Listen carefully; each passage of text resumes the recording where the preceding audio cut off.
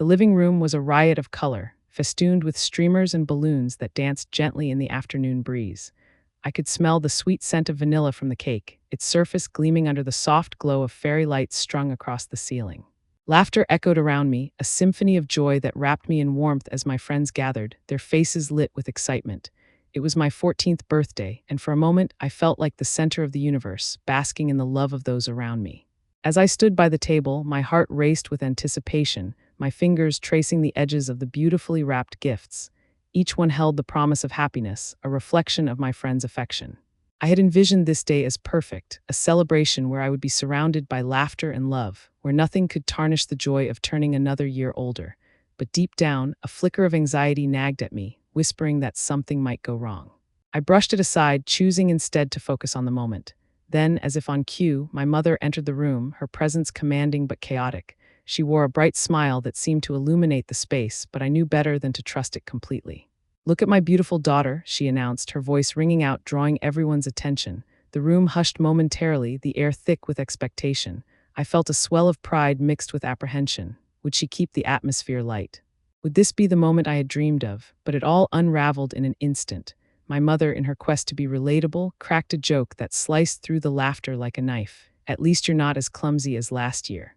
Remember when you tripped over your own feet and fell into the cake?" The laughter that followed felt cruel, a wave of mockery crashing over me, leaving me gasping for air. I forced a smile, but inside my heart plummeted. The joy of the day faded, replaced by a stinging sense of betrayal. I looked around at my friends, their laughter now mingled with confusion, and realized that the perfect birthday I had hoped for was slipping away. In the quiet moments before the party, I sat on the edge of my bed, the soft fabric of my favorite sweater brushing against my skin. The sunlight streamed through the window, casting playful shadows across my room, but my mind was heavy with thoughts of my mother. I could hear the distant sounds of laughter and chatter echoing from the living room, where my friends were gathering, yet I felt a gnawing anxiety twist in my stomach. Would today be different? Would she finally see me? As I fiddled with a loose thread on my jeans, I recalled the times I had tried to impress her, only to be met with indifference or a dismissive laugh. When I finally made my way downstairs, the dining table was a feast for the senses. Balloons in vibrant colors bobbed gently overhead, and the scent of vanilla cake wafted through the air, mingling with a hint of something sharper, an undercurrent of tension.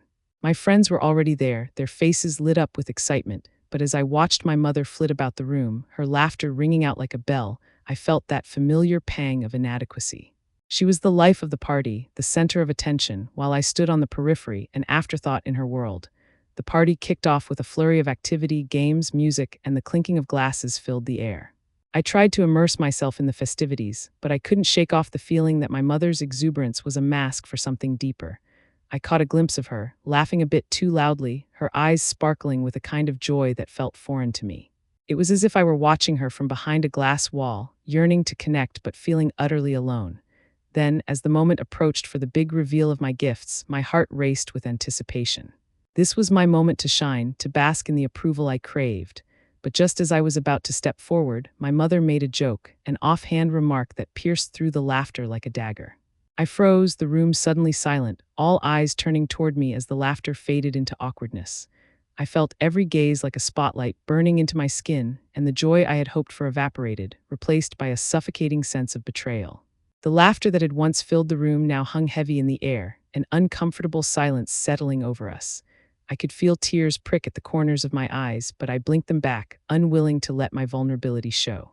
I was trapped in a whirlwind of confusion and hurt, desperately wanting my mother to acknowledge the pain she had caused, yet fearing the confrontation that loomed ahead. How could I express my disappointment without further driving a wedge between us? My heart raced as I considered the emotional storm that was about to unfold, knowing that I needed to confront my mother, but unsure of how to find the words to bridge the chasm that had opened between us. The air in my room felt stifling, thick with the remnants of the celebration that had spiraled into chaos. I sat cross-legged on my bed, the vibrant quilt beneath me contrasting sharply with the dull ache in my chest. The faint sounds of laughter and chatter filtered through the walls, but I felt a world apart, entangled in a web of sadness and anger. The walls, painted a soft pastel, seemed to close in as I replayed the moment my mother had made that hurtful joke, the laughter of the guests ringing in my ears like a cruel echo. My phone buzzed beside me, a lifeline to the outside world. It was Sophie checking in on me. I hesitated before typing back, my fingers trembling slightly as I fought back tears. "Hey, I'm okay," I wrote, though I knew it was a lie. The truth was, I felt utterly alone. I wanted to tell her about the mockery, about how my mother's words had sliced through the joyful atmosphere like a knife, leaving behind a wound that felt impossible to heal. Sophie's reply came almost instantly, filled with concern. "Do you want me to come over?" The thought of seeing her brought a flicker of warmth to my heart, but I was also terrified. What if I broke down in front of her? What if she didn't understand? I took a deep breath, the air thick and warm, and picked up a stuffed bear that had once been my childhood companion. Its fabric felt worn and comforting, a relic of happier times. As I sat there, I remembered the way my mother had laughed, her eyes sparkling with mischief, while the laughter of our guests filled the room. In that moment, I had felt a sharp stab of betrayal, a realization that my mother's need for attention outweighed her love for me. What was it about her that made her choose that moment to mock me? Just then, I heard a soft knock on my door, and it creaked open to reveal Sophie, her expression a mix of sympathy and determination. "Hey," she said gently, stepping into my sanctuary. "I brought snacks." She held up a bag of chips, but it felt like a small gesture in the face of my turmoil. I managed a weak smile, grateful for her presence, yet the heaviness of the evening loomed large between us. "I can't believe she did that," Sophie said, her voice low but firm. I nodded, feeling the anger rise within me again. "I can't just let it go," I replied, my voice trembling with a mixture of sadness and resolve. "But what if she just brushes me off?" The fear of rejection gnawed at my insides, but the thought of staying silent felt like an even worse betrayal. Sophie moved closer, her hand resting on mine, grounding me. "You deserve to be heard, Anna. You have to tell her how you feel." Her words resonated deep within me, igniting a flicker of courage. I took a deep breath, my heart pounding as I prepared for the confrontation I knew was inevitable. This was my moment to reclaim my voice, to confront the injustices that had festered in silence for too long. With a newfound resolve, I wiped my eyes, determined to face my mother. It was time to lift the heavy curtain of silence that had draped over our relationship. The fear still lingered, but so did the hope for change, and with it, I felt a flicker of strength ignite within me, ready to confront the storm. The dining table was set with an air of normalcy that felt almost mocking. The usual scents of baked potatoes and green beans wafted through the air, but instead of comfort, they twisted in my stomach like a coiled spring. I sat at the far end, my fork hovering over my plate, the clatter of cutlery and shallow chatter around me only amplifying the silence that lay between my mother and me. My heart raced as I avoided her gaze, the weight of unspoken words heavy on my chest. As my siblings exchanged playful banter, I glanced at my mother, who animatedly recounted a story about my younger brother's school project. Her laughter rang out, bright and carefree, a stark contrast to the storm brewing inside me. Each chuckle felt like a reminder of my isolation, a cruel joke in a family gathering that was supposed to bring us closer. I wanted to join in, to share in the joy, but the chasm between us felt insurmountable. "Anna, why aren't you eating?" My mother's voice cut through my thoughts, laced with a hint of annoyance. It was as if she had just noticed my reluctance, and her eyes narrowed slightly as they flickered towards me. "You're not on a diet, are you?" There was a lightness to her tone that felt utterly out of place, given the tension that hung like a dark cloud. I could feel the heat rising to my cheeks, a mixture of shame and anger boiling beneath the surface. I forced a smile, my heart pounding as I replied, "I'm just not that hungry, Mom." The words felt weak, a shadow of the confrontation I had rehearsed in my mind. I wanted to scream, to demand why she continued to ignore the hurt she had inflicted, but instead, I clenched my fists under the table, my nails digging into my palms. Each time I felt the urge to speak up, the fear of her dismissive response tightened around me, suffocating any courage I had mustered. As the dinner dragged on, the conversation shifted, and I felt like an outsider. My mother continued to bask in the spotlight, oblivious to the pain radiating from me. I wanted to reach out, to bridge the gap that had widened since that fateful birthday party, but every attempt felt futile. I noticed Jake's concerned glances from across the table, his eyes filled with unspoken questions, but I shook my head slightly, unwilling to involve him in this family mess. When dinner finally ended, I felt a mix of relief and disappointment wash over me. My mother stood, clearing the plates with a sense of accomplishment, as if the evening had gone perfectly. The reality of our unresolved conflict hung heavily in the air, a reminder that I still needed to confront her. I glanced at my reflection in the window, my face pale and drawn, and I wondered if I would ever find the strength to break through the silence that had defined our relationship for so long. I took a deep breath, knowing that the moment to address the rift between us was fast approaching, and I couldn't let fear hold me back any longer. The park was a vibrant tapestry of colors, the crisp autumn air filled with the earthy scent of fallen leaves. I sat on a bench, its wooden surface cool against my skin, feeling the weight of my emotions pressing down on me. Sophie was across from me, her brow furrowed with concern as she twirled a fallen leaf between her fingers, the sun casting dappled shadows on her worried face. You know, Anna, it's okay to feel hurt. You don't have to carry this alone, she said softly, her voice breaking through the fog of my thoughts. I appreciated her unwavering support, yet the turmoil inside me felt like a storm, chaotic and relentless. It's just I don't know how to approach her. What if I say the wrong thing? What if she gets defensive again?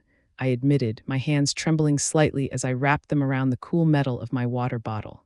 The memory of our last family dinner loomed large, the tension palpable in the air as I sat in silence, my heart racing with unspoken words. Sophie leaned forward, her eyes locking onto mine.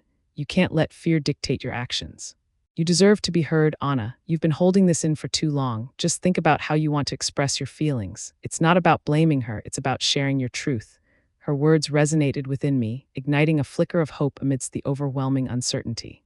As we continued to talk, I felt a sense of clarity beginning to emerge. I recalled the countless moments when my mother had brushed off my feelings, her laughter ringing hollow in my ears. I wanted to believe that she could change, that she would listen if only I found the right words. But the fear of her dismissiveness still hung like a dark cloud over my thoughts. You know, what if I write her a letter? I suggested tentatively, the idea forming slowly in my mind. That way, I can express everything without her interrupting or reacting immediately. It might give her time to think about it. Sophie's eyes lit up, a smile breaking through her concern. That's a great idea. You can pour your heart out without being interrupted. It might open the door for a deeper conversation later on. Feeling a surge of determination, I nodded, the prospect of a letter feeling like a lifeline. It was a way to bridge the gap between us, to open a dialogue that had been stifled for far too long. But even as hope began to blossom within me, I couldn't shake the nagging doubt. Would my mother truly be receptive? Would she finally see me? Just then, Jake appeared, his presence a comforting anchor amidst the swirling chaos of my thoughts. Hey, you two, what's the plan? He asked, a playful grin lighting up his face. I glanced at Sophie, who gave me an encouraging nod. We were just talking about how I might confront my mom about everything. I think I might write her a letter to express my feelings, I explained, watching Jake's expression shift from playful to serious. That sounds like a solid plan, Anna. Just make sure you're ready for any response. No matter what she says, you have to stand firm in your feelings. You deserve peace and it's okay to seek it, he reassured me, his voice steady and sincere. His support wrapped around me like a warm blanket, lending me the strength to face the uncertain path ahead. As we sat together in the fading light, I felt the flicker of hope grow stronger. Perhaps this was the beginning of a new chapter, one where I could finally voice my hurt and seek the understanding I craved, even as I braced for the reality of my mother's behavior. The journey would not be easy, but with Sophie and Jake by my side, I felt ready to take the first step toward healing. Sentemia minha mesa, a luz suave do abadir iluminando as paginas do meu diario, enquanto as palavras dançavam minha mente. A caneta desliz o sobre o papel, trazendo as emoções que eu tinha guardado por tanto tempo. Escrevi sobre a dor de exclusão, sobre como cada risada minha me soltava percha amigo distante, uma lembrança do que eu desejava ser. Parte de família, cada phrase se tornava uma promessa silenciosa, compromisso que eu fazia a mim mesma de que não ficaria mais em silêncio. Mas a ansiedade me consumia, e eu não conseguia afastar o medo do que estava prestes a fazer. A imagem de minha me, rindo despreocupadamente durante o jantar, voltou a minha mente e o coração acelerou. O que aconteceria se eu confrontas minha me, e se ela simplesmente me ignoras? A ideia de sua rejeição desperou frio na espinha, mas ao mesmo tempo, havia uma chama dentro de mim, uma determinação crescente que ansiava por ser ouvida. E eu não podia continuar sendo a sombra que andava pela casa, invisível e sufocada pela ausência de atenção. Como suspiro profundo, decidi que era hora de agir. Peguei meu celular, hesitando por momento antes de discar o número de Sophie. O toque de chamada percha eco no silêncio do meu quarto. Quando ela atendeu, sua voz animada trax conforto instantâneo. Oi, Anna, como vocar está? Sophie, eu preciso de vocar. Preciso conversar sobre a minha me. Estou pensando confrontá-la sobre o que aconteceu no aniversário. Não sei se consigo fazer isso sozinha. Após do outro lado de linha percha interminável, e eu senti como se o mundo estivesse me observando, aguardando ansiosamente minha próxima respiração. A resposta de Sophie foi firme, repleta de impatiência. Voker now está sozinha, Ana. Si voker senti que precisa fazer isso, então vamos frente. Eu estaria aqui para te apoiar, não importa o que aconteça. Voker meras sur uvida. As palavras de la restaram em meu coração, e pela primeira vez, uma onda de coragem me envolveu. Enquanto desligava, percebi que essa era minha chance de mudar a narrativa, de não deixar que mais momento fosse desperdiçado na sombra de indiferença. Eu estava pronta para enfrentar minha mim, para exigir que ela me visse finalmente, e eu não seria mais silenciada. O peso que eu carregava começava a se dissipar, e uma nova determinação se instalava em meu peito, preparando-me para a tempestade que estava por vir. With my heart pounding, I sat on my bed, the familiar lavender scent wafting through the air, but tonight it felt different, heavy with anticipation. The soft glow of my bedside lamp illuminated the pages of my notebook, filled with scribbles that mirrored the chaotic swirl of emotions in my mind. I needed a plan, a way to confront my mother without letting fear cripple me. The lingering sting of humiliation from the birthday party still echoed in my mind, but I refused to let it dictate my actions any longer. Sophie's voice echoed in my head as I recalled our conversation earlier that day in the park. She had encouraged me to stand up for myself, to channel my hurt into something constructive rather than destructive. I could almost hear her saying, "You deserve to be heard, Anna. Don't let her dismiss you again." Her unwavering support flickered in my chest like a guiding flame, urging me to be brave. I took a deep breath, recalling the way she had looked at me, her eyes filled with conviction, as if she believed in me more than I believed in myself. I opened my notebook, scanning the phrases I had written down. "I want to be seen, and your words hurt me, Mom." Each line felt like a small step toward reclaiming my voice, but I needed more than just words. I needed to convey the depth of my feelings without falling into the trap of anger. How could I express my hurt without triggering her defensiveness? The thought made my stomach twist. I stared at my reflection in the mirror across the room, trying to muster the confidence I so desperately needed. My heart raced as I imagined the confrontation, the moment our eyes would meet, the weight of unspoken emotions hanging thick in the air. Suddenly, a plan began to form in my mind, a strategy that balanced honesty with caution. I would start by recalling a positive memory, something that reminded her of the love we shared. Then, I would gently lead into how her recent actions had made me feel invisible, emphasizing that my intention was not to blame, but to communicate. I wanted her to understand that I was still her daughter, yearning for her love and acknowledgement. With each stroke of my pen, I could feel my resolve solidifying, the anxiety shifting into determination. I would not allow our history to dictate the outcome of this moment. I would reclaim my voice, no matter how daunting it felt. As I closed my notebook, a sense of calm washed over me. I was ready to face my mother, to share the pain that had long been buried beneath the surface. The confrontation would not be easy, but I knew it was necessary for both of us.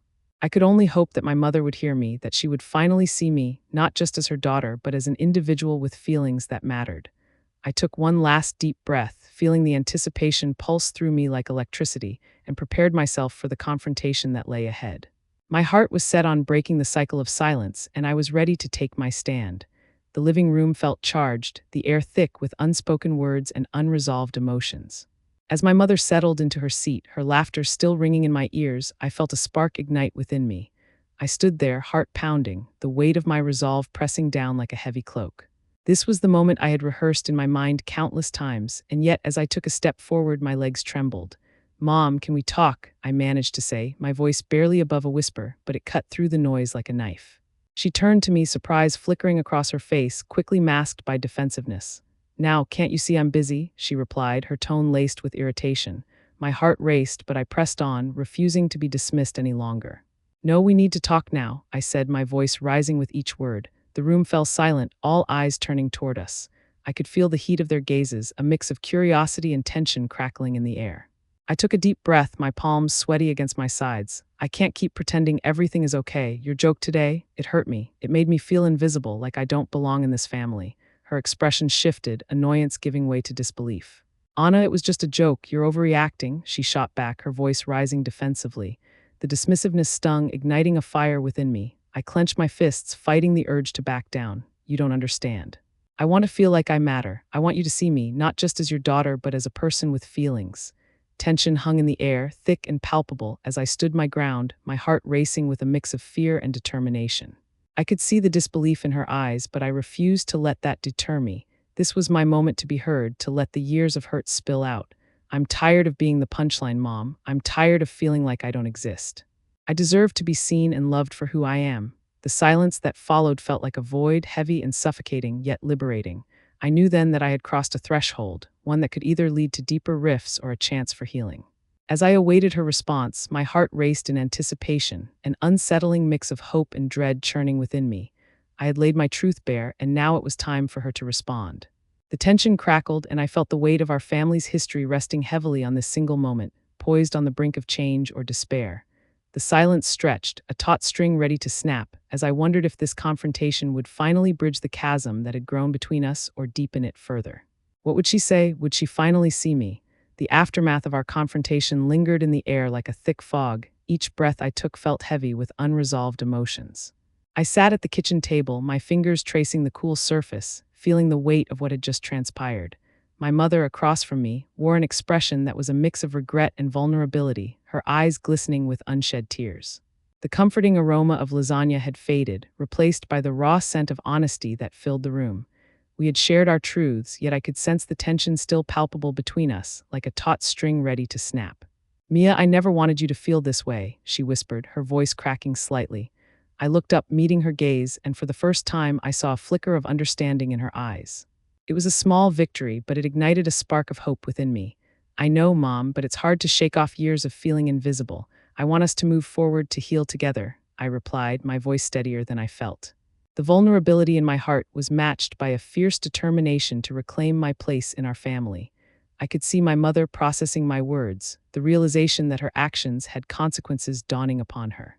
As we talked, slowly peeling back the layers of hurt, I felt the tension begin to ease, like the first rays of sunlight breaking through a stormy sky. We shared memories, both happy and painful, and with each story, the air grew lighter. It was as if we were stitching together the frayed edges of our relationship, creating a new tapestry woven with understanding and compassion. After our conversation, I felt a weight lift off my shoulders. Though the path to healing would be long and fraught with challenges, I knew we had taken a crucial step forward. As I glanced at the family photo hanging on the wall, I realized that while the tension still lingered, there was now a glimmer of hope, a promise of connection and love waiting to be nurtured.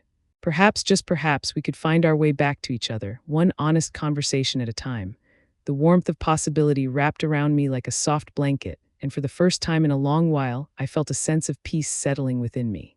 I was ready to embrace the journey ahead, knowing that it would take time, but also understanding that I was no longer alone in this fight for love and acceptance. The sun dipped below the horizon, casting a warm golden light that spilled into my room, illuminating the remnants of my journey. I sat on my bed, reflecting on the tumultuous path I had traversed, the echoes of laughter and tears intertwining like threads in a tapestry. The air was filled with a sense of renewal, a gentle reminder that even amidst chaos, there was beauty to be found. My mother had reached out to me, her voice softer now, no longer defensive but filled with a genuine desire to understand. We had shared moments of vulnerability, peeling back the layers of hurt that had long kept us apart. As I traced the edges of the family photo we had taken that night, I felt a rush of gratitude wash over me. Each face captured in that frame told a story of resilience, of battles fought and won. I remembered the laughter that had once felt so distant, now resonating with a warmth that filled my heart. It was a testament to our willingness to confront the uncomfortable truths that had lingered in the shadows. I closed my eyes, allowing the memories to wash over me, my mother's laughter, my siblings' teasing, the undeniable bond that had begun to mend. I could sense that this was just the beginning. The journey ahead would require patience and understanding, but I felt ready to embrace it. I had learned that love was not always easy, but it was worth fighting for. The complexities of family dynamics would continue to challenge us, yet I was determined to navigate them with courage and an open heart. As I sat there, I realized that sharing my story could inspire others to confront their own familial struggles. Perhaps my experience could resonate with those feeling invisible in their own